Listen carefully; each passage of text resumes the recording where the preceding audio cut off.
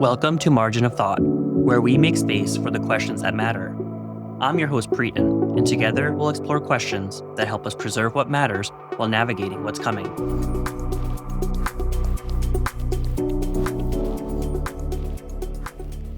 If you're a teacher, you know the questions around AI and EdTech are hard. And if you're a school administrator, you're facing a lot of big decisions, often with incomplete information, competing priorities, and real consequences for students and staff. Today's guest is Justin Cerenzia, Executive Director of the Center for Teaching and Learning at Episcopal Academy. Over the last decade, Justin has served as Dean and Director at 3 independent schools, and he brings a unique approach that blends cognitive science, human connection, and an experimenter's mindset. We're going to talk about what ethical decision-making looks like from the administrator's chair, whether it's choosing an AI tutor, implementing surveillance technology, or setting cell phone policies. This is about the frameworks we need when there are no easy answers. Let's begin. So my formal title is the Buckley Executive Director of the Center for Teaching and Learning, and I'm at a pre-K through 12 independent school in suburban Philadelphia. I'm entering year 3.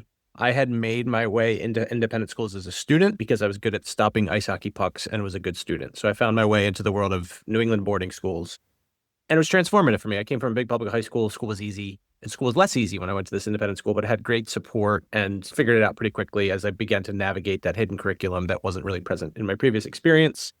Didn't think I'd work in schools, found my way back into summer session teaching, had a great experience. And I was a first generation college student. So this was like a transformative experience to go to a school the St. George's, where I went to in Newport, Rhode Island, and really enjoyed it. And I enjoyed the human side of working with students, coaching and living in dorms and teaching.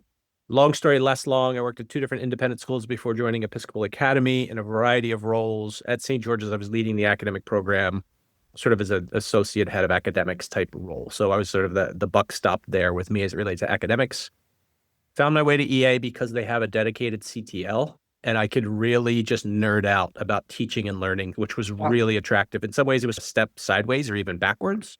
But I never viewed it that way because I got to do the things I really love about schools, the intricacies, the complexities, and the nuance of really good teaching and learning. Ironically, in independent schools, those things sometimes matter less than people perceive because it's about the prestige, access, and other things. To lead a CTL that had been in existence prior to my arrival as the new executive director was really appealing to me. And I get to have conversations like this and think about AI because I have the bandwidth to do so. That's awesome. I don't know if I've heard of too many other CTLs at secondary schools, and so that's exciting. There are not many, and the ones that do exist all serve in different kind of roles.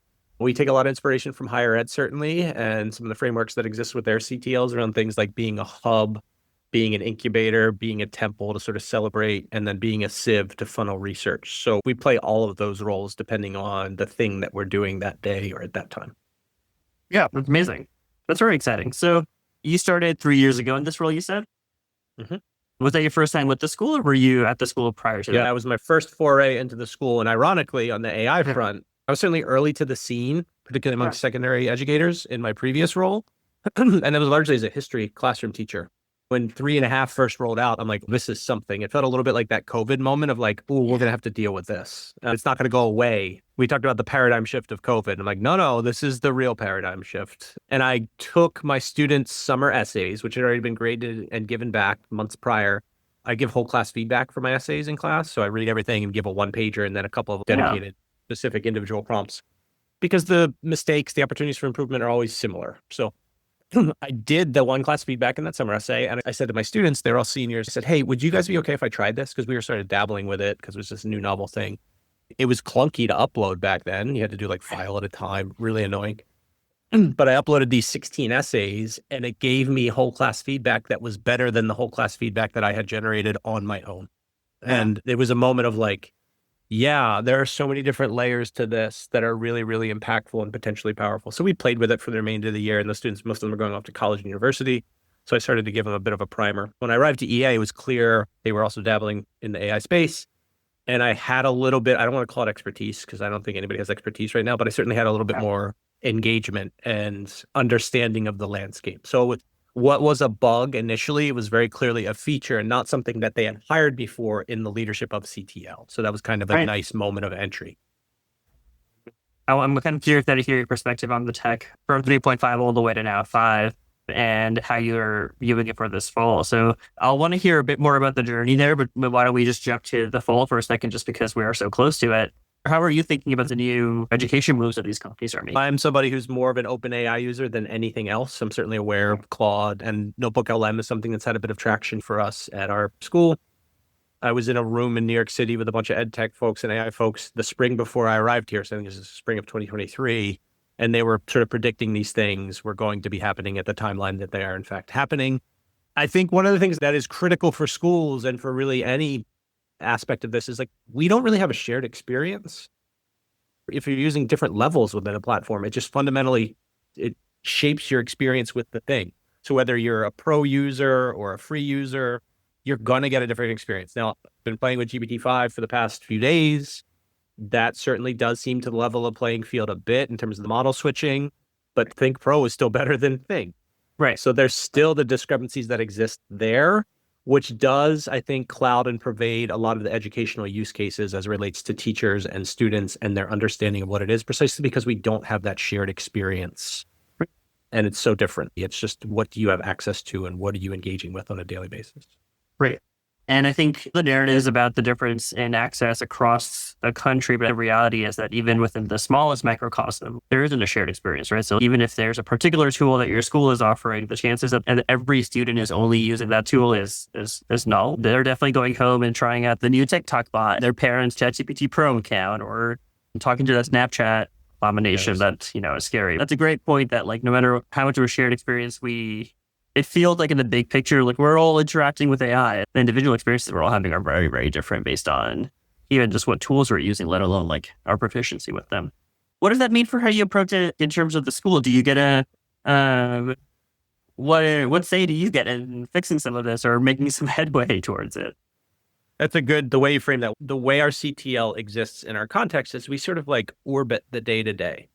Which is kind of nice. So we seek to have lots of influence while having very little authority. Yeah. Certainly the school does leverage my burgeoning expertise to be like, hey, what do we do about this? But oftentimes teachers are looking for simple policies for what is a really complex situation. And policies are going to be antiquated. If I write one today, it's antiquated tomorrow in all likelihood. I do think a lot about, I've always said from the start, this is a potentially incredible, powerful tool for teaching and learning, if deployed correctly, that fundamentally disrupts most assessment, particularly in the humanities, but in other fields as well. I'm a humanist by trade. I also have 10, 8, and 5-year-old boys at home. So I think a lot about their own education and the world they're going to begin navigating increasingly in their schooling. What does it mean for us? I don't know. Matthew Raskoff has a great quote at Stanford: "School is learning embedded in social experience," which I think is so true. Like, the learning is often tangential, and kids love going to school for the most part, I think, because of their friends and their sports and their arts, and they learn along the way. And I'm the teaching and learning guy saying that, right? I think that's just the reality of things as they go. I do think there's a very clear tension of like, am I teaching history or am I teaching history plus AI use? Right. Like that's a thing that I'm thinking quite a bit about. And I think there's this sort of belief that students will pick up these tools through osmosis if we are using them well as adults. And I'm just not sure that that's the case. Right. So for me, I try and do things intentionally to be like, hey, you're using AI now, and I want you to use whatever you want and however you want, but I want your thinking to be made visible. So whether that's through sharing transcripts with me, we do use a tool called Flint, which is sort of a walled garden AI approach, which I really like from a teaching and learning lens, because I can design assessment in there. I can design really great homeworks in there. Like, if there's any quote unquote solution, huge air quotes, like that feels like a really good one to me, but we don't have a lot of adoption amongst our teachers because you have to change workflows that you've been engaged in for 5, 10, 20, 30 years. And it's the changing of workflows that's really disruptive. How much of the narrative from teachers who come to you for help is about detection and policing versus innovating and figuring out next steps of assessments? We tend to be pretty self-critical in our CTL of always like, what can we do better? It's really interesting. I think this is because of the influence versus authority piece. We don't really get anything around detection. We get a lot around the innovation piece. Like, we are kind of seen as an innovative space where people are encouraged to try things out and to differentiate. We do a lot of action type research, what they call the Scholarship of Teaching and Learning in higher ed. We do a lot of that with our CTL, which is unique to PK through 12. So like, we're going to do a lot on the AI front in that way of like, hey, what happens if I replace one AI homework or one homework with AI homework a week. Does that improve learning?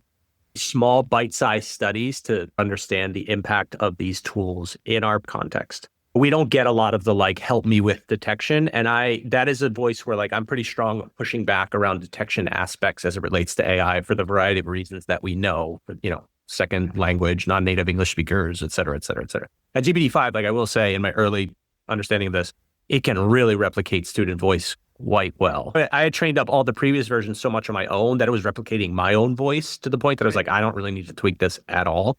But now, a couple of essays from a student, you're getting all their ticks and all their things. Now, I'm curious to hear about the experiments that you're doing. When do you decide which interventions you will test? What does the process look like at your school or even at the center in terms of evaluating the safety, evaluating which students are going to get the intervention versus not get the intervention? Just kind of what are the ethics of that design?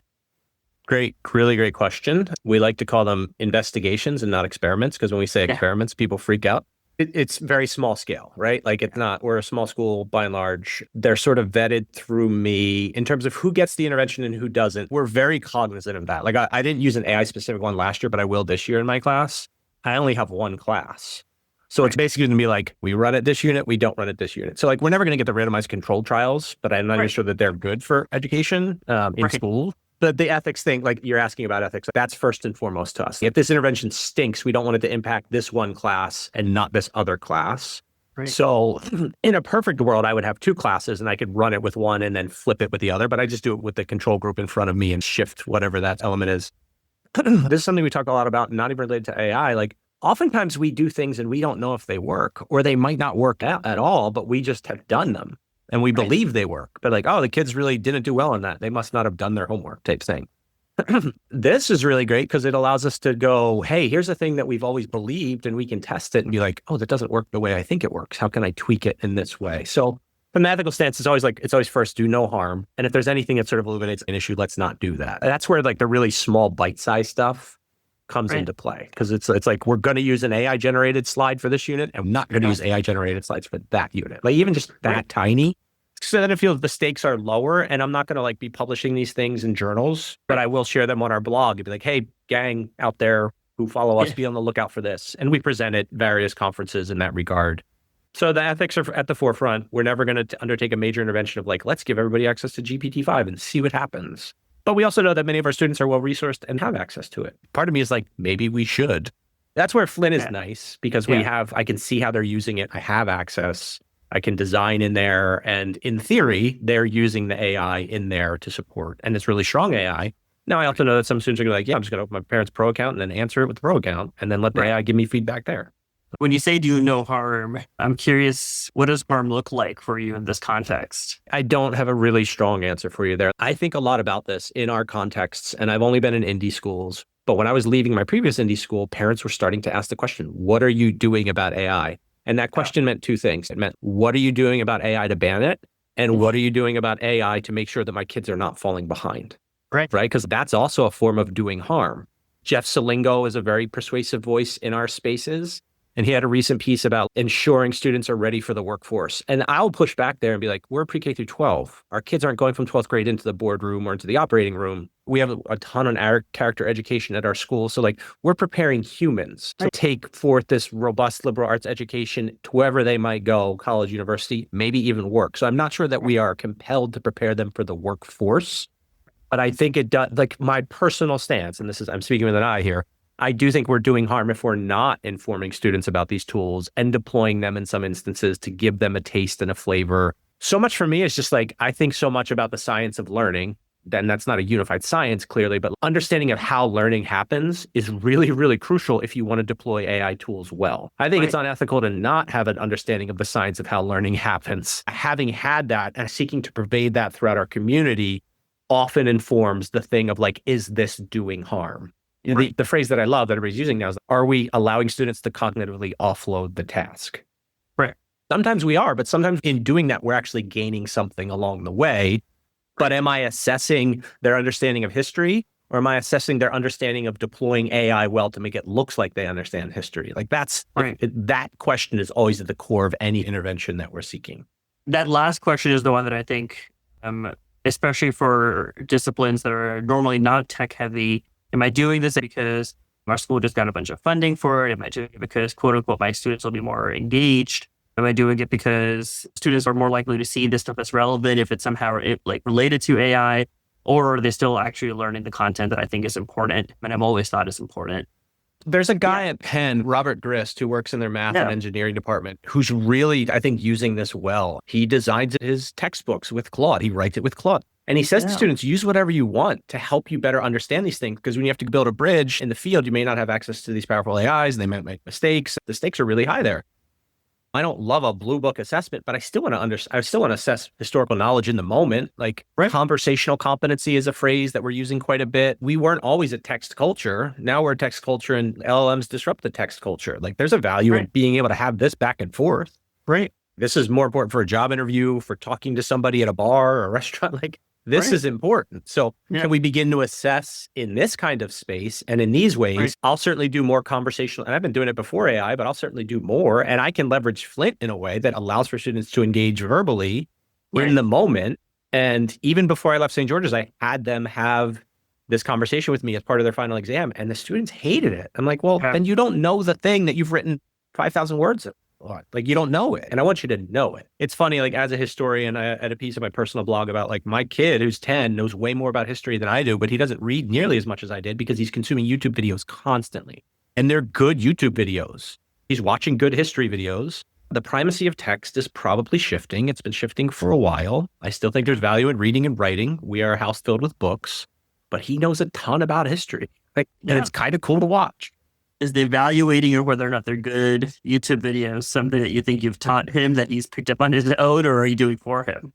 Great question. It was a lot of training along the way as he really got down the algorithm of crap. And he has 2 younger brothers, and he will get frustrated with them and he'll let me know. So I'm doing a lot of metering and gating on my end. His critical thinking about what makes something good and what makes it bad is we spend a lot of time on media literacy in that regard. Again, I'm raising 3 boys, like in our current environment. Like I don't want to contribute to toxic masculinity stuff. He's really good at it. With that said, as he gets a little bit more sophisticated, he's getting into some videos that are maybe a little bit off. So we're talking a lot about critical thinking and what it means to think appropriately, not just his rote verbalization of things he's just heard. Like, okay, why does that matter? What does this tell us? What is the perspective of this person? Super interested in current events. So like it's a rich landscape of foreign policy right now in our house. Very cool. And then when you think about the tech usage in general, there's obviously a loud chorus in the last few years of like the psychological impact of devices on students, and there's some debate about how valid that research itself is. I'm curious about how you're approaching like screen time and what age they got the devices at. Because I mean, obviously they're using it productively, but I'm curious what your philosophy on that is. Yeah, I mean, they're not. At the start of the summer, our 5-year-old, he was addicted to the iPad, and I just took it and put it in the highest cabinet possible and hid it. And he was frustrated at first, but wouldn't you know it, like 2 days later, he would bring his toys upstairs from the basement. And he's like, I like not having the iPad. I'm playing with my toys more. Like even he noticed in a moment of like this difference. I'm somebody who's attached to my phone all the time, but I'm attached to it because I'm just reading good things all of the time. Like I'm just constantly trying to learn and stay informed. We won't go cell phones before middle school, certainly. Probably, we're looking at 13. I don't love Hate's book in that regard. I think it's probably overstated and the data's doesn't really support a lot of what's in there, I think. But we instituted a cell phone ban in our upper school last year. A new paper came out that I just shared with our leadership team. It does seem to support student learning with cell phone bans. I'm also the person who I might want to eat lunch by myself and I might be on my phone, but I'm reading a great academic journal article. And I feel like if I were sitting there with a book, you would be okay with that. I think this is reflective of society in general. There's not a lot of room for nuance. That's frustrating to me. But as a parent, we're not. Their screen time is like they play a lot of video games, but they play really cool indie video games, or they're building in Minecraft, or they're like building worlds in Mario Maker. I'm okay with that. They're talking to their friends. They play Fortnite and they play Madden. But like I grew up on video games. It gets to a point where I'm like, hey, buddy, you've been playing video games a long time. Let's go for a walk. Let's have a catch. When you think about having the conversations you can have with your children is obviously very different than the conversations that schools can have with students. Are you hearing pushback from students about like the cell phone ban? Because I've heard stories of students saying like, gosh, like somebody take my cell phone away, right? Like I need, like they're in favor of these things because they know they can't self-regulate. Then of course there are other students who are just like, this is stupid. What kinds of conversations are you all having? I think the trend is more towards the former rather than the latter. Initially, there was a bit of pushback, but it was relatively minor in terms of the vocal pushback. And I think there's an appreciation because they are untethered from things that can be very sort of addictive. An anecdote that I think supports this really quite well is at St. George's, we used to have a semester at sea program with our boat, and students didn't have cell phones for like 4 to 6 weeks. They loved it. They talked about just being there in the moment. I think there's really great value there. Again, I was like agnostic around the cell phone ban personally, because I think part of what we're doing is trying to have them be self-regulating. But at the same time, if I have ice cream in my house, I'm going to eat all the ice cream. So I don't buy ice cream. Right? I think that's a real thing, particularly for adolescent development. Middle school, it had been banned previously. They just dropped them at the front. I think particularly for the students who have grown up having screens and cell phones for much of their lives, there's a real value in taking a moment to just be like, nope, we're going to pause this for the day. And you just need to be a student or an athlete or a musician or an artist. The ice cream analogy is a good one in terms of thinking about like autonomy. Because I know some folks there's obviously folks who think that we need to teach students to have healthier habits and use them productively and learn how to put them away. And sometimes we as humans do just need a little bit more coercion, whether self-inflicted or externally inflicted, to do the right thing. We do a ton on pedagogical partnership with students in our kind of context. Students just want to be told what to do so they can go to the next thing and get into the college university. And like, I think they oftentimes forget that they're a huge part of this. I could design the best homework in the world, but if they don't do it, it's not going to have any impact. When you see them that way, it changes the dynamic because then they see themselves that way. I think that's particularly useful in indie schools right now, where maybe there's this pressure from parents and that sort of thing. But I think it's useful everywhere. Like even having conversations with my 10 and 8-year-old to give them some agency and autonomy is really useful because parents are doing so many things for kids. Our kids are like kind of latchkey kids. They get on the bus by themselves in the morning because we leave work early and they get home by themselves. And people are like, they're so young. I'm like, yeah, they can do it. It's okay. It's an electronic lock. We have cameras. We live in a very safe neighborhood. They'll be fine. I have 2 more questions for you, and then I'll make sure I respect your time. I'm curious about your perspective in terms of when you're thinking about the science of learning and you hear folks talk about we need to meet our students where they're at in terms of their attention spans. That's one that I find distressing myself, but I don't have the background that you do. And so it's like, we need to be the TikTok classroom and like things need to be in 60-second chunks, like, because that's what our students are used to consuming, the high dopamine, high speed content. Is that what innovation in schools is going to look like going forward? Is it going to be like, can we be little TikTok stars in front of our students? I was chuckling when you first asked that question because we're doing a strategic plan right now and we send out a weekly internal newsletter that we spin off into our Substack as well. Yeah. And there were some complaints from the teachers that we are writing too long. Yeah. We send out 3 to 4 sentences per resource that we send out. And people are like, the emails are too long. Sometimes our adults are complaining about our kids while also not modeling the behaviors. Like that's a handful of instances, right? So no, I don't think we can. But with that said, like we're also adopting a micro-learning platform called 7 Taps, like to have them have a little bit more bite-sized, digestible access into these things. I think there's an element of realness to that, but I think there's also value in reading deep, rich, complex things or engaging with, deep, nuanced problem sets. Pick your discipline. In terms of the science of learning, I think micro-learning platforms can have some value, particularly on like retrieval practice nudges or like some space practice along the way. Yeah. I think AI is really good there. If people aren't really familiar with science of learning vocabulary and jargon, and they sort of do it, but they don't know they're doing it, you can be like, hey, help me make more interleave practice with my syllabus. Where should I be leveraging certain things along the way? That's a great, simple, blunt force prompt that can let people do things better. I don't think if I want to understand Thucydides, I can't do it in a 7 Taps. Like I have to read it and deep dive. We are sort of tail wagging dog as kids chase colleges and universities. I feel like they need to do more, faster. I worry a little bit about like preserving time for kids to just be kids. We're trying to accelerate their development in every capacity, whether it's athletics or academics. As a dad, I'm certainly pushing back on that quite a bit. I don't think we can TikTok our way into the science of learning things, but we can dabble it and sprinkle it in there as a novel sort of engagement piece. I think that's totally fine. And we try and do that. Yeah. How do we get our kids to read more books? Like the more I talk to teachers across the country, I'm just like, folks are like, we give passages now and no longer even require them to read the full books because we know they won't. There's a phrase I say all the time, like you're not stuck in traffic, you are traffic. In some instances, we are the traffic. Again, my context is in independent, not public school. We don't have the prepackaged curricula. Our students are being assigned books. I do think their attention span has shifted, but like, I think it's our job to meet students where they are and to shift them back if we value it and can articulate the why behind it. Like a good example of this is I use a traditional textbook now, which I don't love because I used to use a digital text called the American Yaw. Yeah. Free, open source, written by college professors all over. We helped AP integrate it into their curriculum. But I was like, all right, I'm not just doing this to have you screen read. I'm doing this because we're going to layer over hypothesis social annotation. Yeah. And it changes the dynamic because now I don't need to do a discussion board post. The discussion board is embedded in the text every night. And students who are introverts and don't want to talk in class are writing these beautiful paragraphs, doing synthesis and analyzing and critically thinking. And then a student's responding to that in the moment. And then I wake up and instead of reading the New York Times at 7:30 in the morning, I'm reading all the annotations. Yeah. And then I'm tweaking my class in the moment before I head in that first period to be like, oh, you guys really struggled with this today. So let's talk about this. Like, let's project, Jin's annotation on the board and like, let's everybody have at it, annotate it again now together. And now let's jump off and talk about Shay's rebellion. When I said at the start, making student thinking visible, that wasn't for, and people are like, they're reading on screens. I'm like, that's meeting them where they are and they are doing way more. And that's where there was this instance of causal correlation. The students who did the most annotations performed really well because they were very clearly close reading.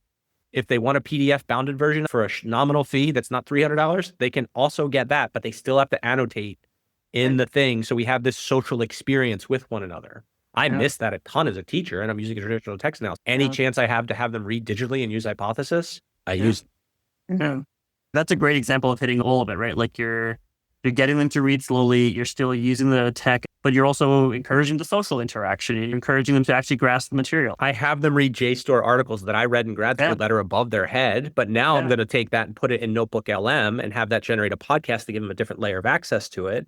And then I'm going to have them create their own notebooks of like, hey, find some supporting resources that would nudge this in a particular direction that you think it should go in. I'm not AI everything. I'm just like, Notebook LM is a really useful tool for you guys. Right. And this is a great way to use it. I did it last year when I gave them 5 primary sources in small groups. They were meant to turn and talk in groups about the primary sources and then come back together and think about the themes we were talking about.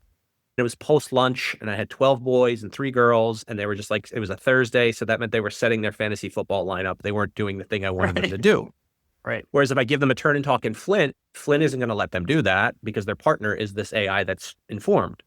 And I took all those primary sources and I uploaded them to Notebook LM. This is when it first came out. And I said, produce the podcast. So we listened to the 7-minute podcast. They were like, what just happened? I'm like, yeah, how did they know these things? Because they didn't know it was AI generated. Right. So then there was this moment for them of like, what is this? We can do better than that. So the next time we did it, they were like, we want to compete against the AI. We can do better. This little novel moment of being provocative with them and getting them to hear and think and listen and read, like imperfect, but really classrooms are really imperfect and messy spaces. Let's try this thing out. Let's see. There's something there. Yeah. We hear from a lot of teachers that what they're getting is top-down guidance that they have to use the tech in some way. And I think once you're thinking about it from the like, how do I integrate tech rather than like, oh, what need am I solving? Obviously, that flips the dynamic quite a bit. So it's refreshing to hear here's how the tech helps me achieve a goal that I already have. And that's just the unfortunate reality of how school systems across the country are, not any individual instructor's fault. I have to shout out a guy at Loyola College right now, Patrick Dempsey, who leads their CTL. I did some work with him this summer just to help me sort of orient my space and understanding of this. He's got some really great protocols and needs finding exercises that we're going to leverage here to help people think about AI and tech integration and what it's solving for them. But I also know that when my kids ask me to get down and play with Transformers, I struggle at it because I'm 42 and I forget how to play. But I also know that it's incredible learning that happens for them. When I ask people to play with this empty chatbot window, it's really weird, this alien intelligence sitting in front of us. But I also know that play is really useful and designing some playful experiences, because then all of a sudden they're like, oh, I didn't even know I had this need, but now that I know what it's capable of, I can leverage it this way. Colleague in CTL, he plays the organ for us. He was talking about trying to find a transition in our school's chapel. He's talking about trying to find a transition between these 2 musical pieces, and he was struggling with it. He could have figured it out on his own in an hour. We might say that's a great cognitive engagement exercise. He said, no, like I didn't have time to figure out this transition. So he just uploaded the music into AI and found the great little bridge between the 2 things. And then to his credit, because he's open and thinking this way, he's like, oh, I teach Spanish. He goes, I struggle with transitions in the classroom from going from like conjugating verbs and doing grammar into this reading. And he goes, let me think about these sort of 30-second, 1-minute transitions. So he uploads his lesson stuff into AI and he gets ways to leverage the exercise that they've just done into the new exercise. he could have gotten there on his own, but like that was a good moment. We talk about this all the time. Schools always want to look to schools for inspiration. And I'm like, no, we got to look elsewhere. We got to find adjacent inspiration, whether it's restaurants or service industry or sports, whatever it may be.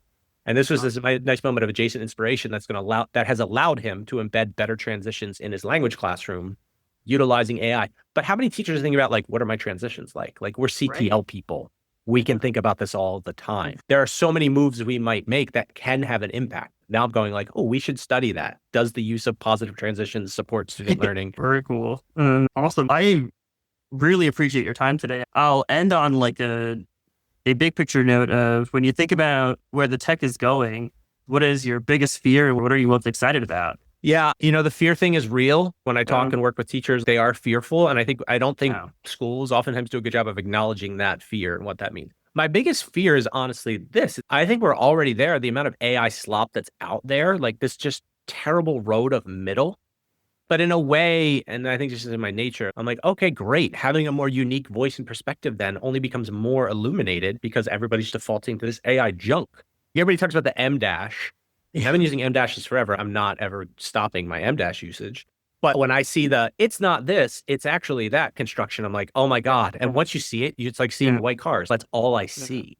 Yeah. My fear is us giving up our humanity and defaulting to this middle slop and society not having enough taste to be like, this thing is excellent and this thing is not, right? So do we have enough knowledge and understanding of the world? Can we make enough connections in our particular disciplines or across disciplines to be like having taste and being like, yeah, this thing is a masterpiece and this thing is sort of novel and it's wild, but like it's not the same, but it's a nice approximation or facsimile of that thing. That's my biggest fear. And I think just given the amount of digital stuff that's out there, I think we're already there and it drives me a little bit crazy. I'm a historian, so I collect quotes and think about other things. I think it was Aisha Gold from Duke presenting at Georgia Tech a few years ago. I say this to my students all the time. You often don't know when you're living through history. But we are undeniably living through history. And again, another quote, David Alder says, like, the future's not a prediction problem. It is a design problem. Right. We have a chance to design whatever we want to design. But I think we're just so going like, oh my gosh, the updates, I can't keep up. What do you want? And I think it's come through the way I describe my classrooms. Like, here's what I want. So I'm going to just make that thing. We can make whatever we want. I was using agent mode today to upload my assignments in our Canvas calendar for the year. I don't like doing that. Instead, I just uploaded the calendar and now it does it for me. That's what I want. Are people just similar around the taste? Are we willing to have enough agency to actually create the thing that we want as opposed to just whining and complaining against the tidal wave that's coming? Build some walls, build some bridges, put your house on stilts to make the thing that you want. We feel like we're like showing up to this so helplessly. Some of that starts with simply learning and understanding. And I know everybody's busy, like I get it. I understand. I have the space. But even when I was teaching and doing academic admin stuff, I was still doing it because it was just learning. And that's why I work in school, because I like to learn. So let's just learn and let's design the future as we want it, as opposed to just letting it be made for us. I clearly am passionate about this stuff. That's perfect. That's what I want folks to hear. I'm sure that inspires somebody else to think about it that way, because I think there's so much defeatism as well from folks. And I think hearing your voice will hopefully be refreshing. Thanks to Justin for joining us and sharing the administrator's perspective on these impossible decisions. Justin showed us that ethical edtech isn't about finding the perfect solution. It's about asking the right questions and building decision-making frameworks that account for context, values, and consequences. His work demonstrates that when we put pedagogy at the center and stay humble about what we don't know, we create space for better choices. Keep listening as we continue exploring the ethics of education technology, and remember to pre-order my upcoming book at ethicaledtech.org. Thanks for listening to Margin of Thought. If this episode gave you something to think about, subscribe, rate, and review us. Also, share it with someone who might be asking similar questions.